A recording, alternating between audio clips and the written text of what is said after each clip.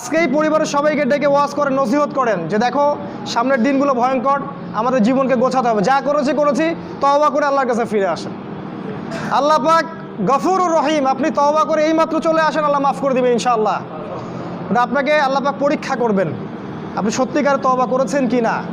আপনাকে প্রমাণ করতে হবে নামাজের মাধ্যমে, জ্ঞান অর্জনের মাধ্যমে, ভালো কাজের মাধ্যমে, সদকা করার মাধ্যমে। সৎ কাজের আদেশ করবেন, অসৎ কাজে নিষেধ করবেন। আপনি ইসলাম পরিপূর্ণরূপে পালন করার চেষ্টা করেন। কোনো সরকার, কোনো সমাজ নেতা, কোনো রাষ্ট্রনেতা, কোনো পারিবারিক নেতা কেউ আপনার সাথে আপনার কবরে যাবে না। সোজা কথা, আপনাকে আল্লাহর সামনে একাই দাঁড়াতে হবে। কারো পরোয়া করে লাভ নাই, কোনো অজুহাত দিয়েও লাভ নাই। দেশটা ভালো না, বিশ্বটা ভালো না, সমাজটা ভালো না, সময় ভালো না, এগুলো বলে কোনো লাভ নাই। আমাকে আমার রবের সামনে দাঁড়াতে হবে। আমার ভালো আমাকে বুঝতে হবে।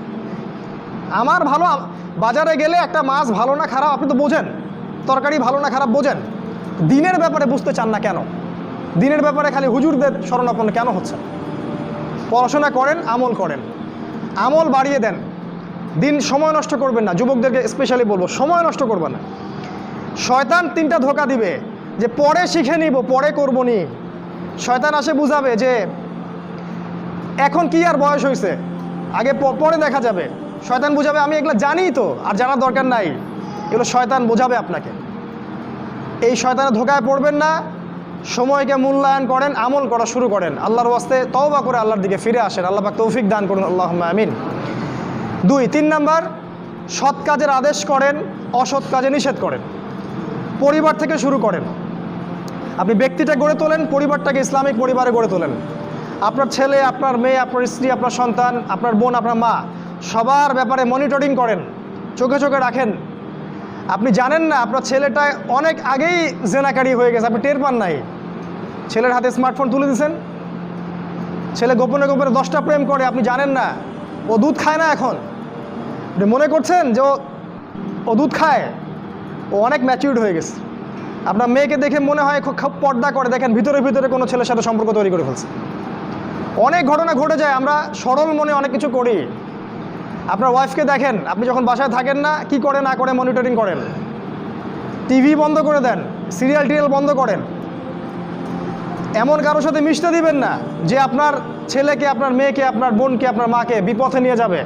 কঠোর হন পরিবারের উপরে, কারণ আপনাকে আল্লাহ পাক আপনার পরিবার সম্পর্কে জিজ্ঞাসাবাদ করবেন। অবশ্যই জিজ্ঞাসা করবেন। বিশ্বাস করেন আল্লাহ পাক কিয়ামতের মাঠে আপনাকে আপনার পরিবার সম্পর্কে জবাবদিহি করাবেন।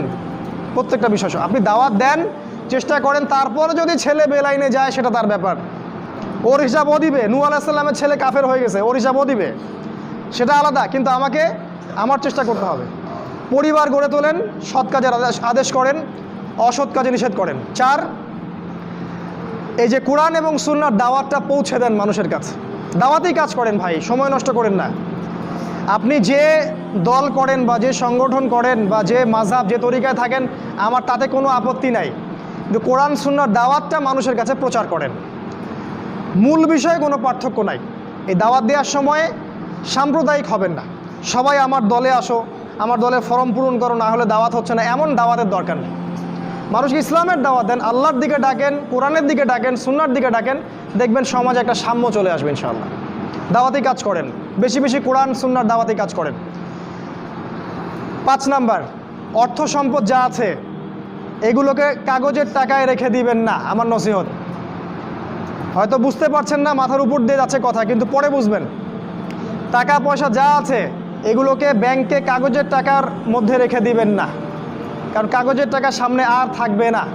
লিখে রাখেন, কয়েক বছর পরে দেখতে পারবেন সমস্ত টাকা হয়ে যাবে ইলেকট্রনিক। খালি পাঠাবেন, ইলেকট্রনিক মানে আপনি টাকা ধরতেও পারবেন না, পকেটে রাখতেও পারবেন না, খালি জানবেন আমার অ্যাকাউন্টে এত টাকা আছে।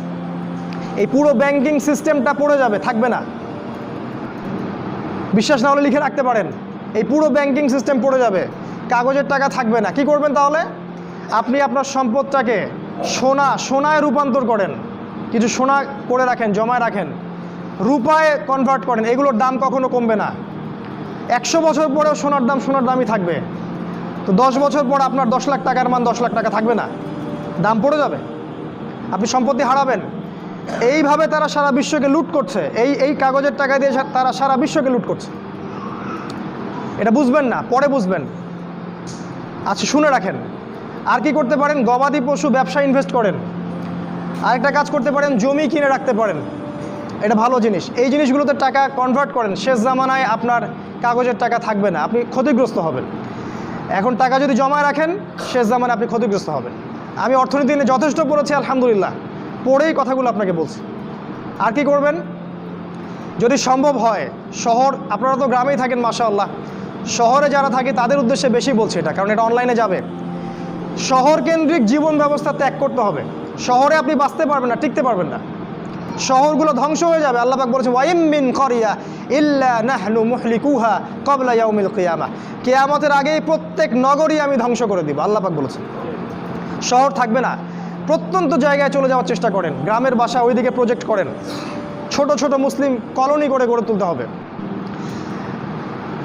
এই কাজগুলো করতে পারেন। আর কিছু করতে পারেন, শারীরিক প্রস্তুতি নেন। ফিজিক্যালি, যুবকদেরকে বলবো, ফিজিক্যালি প্রস্তুতি নেন, ব্যায়াম করেন, ভালো খাবার খান, নিয়মতান্ত্রিক জীবনযাপন করেন, এলোমেলো জীবনযাপন করবেন না। আর নিয়মতান্ত্রিক জীবনযাপন করার সবচেয়ে উসওয়াতুল হাসানা হচ্ছে রাসূলুল্লাহ সাল্লাল্লাহু আলাইহি ওয়াসাল্লাম। উনার সুন্নাহ মাফিক জীবনযাপন করেন, আপনি ভালো থাকবেন। কারণ সামনের দিনগুলোতে আরও ফিতনা বাড়বে এবং আমাদের এই যুব সমাজের এবং তার পরবর্তী প্রজন্মের শারীরিক অবস্থাকে নষ্ট করে দেওয়ার জন্যে অগণিত খাবার বাজারে ছেড়ে দেওয়া হয়েছে, যেগুলোর মধ্য দিয়ে অসুস্থ হয়ে যাবে। তাই রাসূলের পদ্ধতি অনুযায়ী জীবনযাপন করেন, ভালো খান, ফ্রেশ জিনিস খান, ব্যায়াম করেন, শারীরিক প্রিপারেশন নেন, আপনি ভালো থাকবেন ইনশাআল্লাহ। এই কাজগুলো আপনাকে ইনশাআল্লাহ শেষ জামানায় বাঁচতে সাহায্য করবে। আর সর্বশেষ যেটা নাসিহা, সেটা হলো যে ইসলামের জন্যে, ইসলামকে ভালোবেসে আপনার জান থাকলে জান দিয়ে, মাল থাকলে মাল দিয়ে, সময় থাকলে সময় দিয়ে, শ্রম দিতে পারেন শ্রম দিয়ে, বা মেধা আছে মেধা দিয়ে দিনের জন্য কিছু করেন, দিনের কোনো খেদমত করে যান। এই কাজগুলো পরকালে আপনার জন্য সদকায়ে জারিয়ার মাধ্যম হবে ইনশাআল্লাহ। কারণ মানুষ যখন মারা যাবে তার আমলনামা বন্ধ হয়ে যাবে, সাদাকায়ে জারিয়া খোলা থাকবে, নেক সন্তান খোলা থাকবে, এবং যে জ্ঞান আপনি মানুষকে শিক্ষা দিচ্ছেন, উপকারী জ্ঞান, সেটা আপনি কবরে শুয়ে শুয়ে পাবেন ইনশাআল্লাহ। তাই ইসলামের জন্য আপনার জান, আপনার মাল, আপনার সময়, শ্রমগুলোকে ব্যয় করুন। আল্লাহ পাক আমাদের সবাইকে দিনের জন্য কাজ করার তৌফিক দান করুন, আল্লাহুম্মা আমিন। এবং শেষ জামানাকে বোঝার এবং পড়াশোনা করার তৌফিক দান করুন। সামনের দিনগুলোর জন্য প্রস্তুতি নেওয়ার তৌফিক দান করুন, এবং যেভাবে পদক্ষেপ নিলে আমরা সারভাইভ করতে পারবো, ভালো থাকবো, বা ফিতনামুক্ত পরিবেশে বেঁচে থাকতে পারবো, ঈমান আমল হেফাজত করতে পারবো, সেগুলো আল্লাহ পাক করার আমাদেরকে তৌফিক দান করুন, আল্লাহুম্মা আমিন।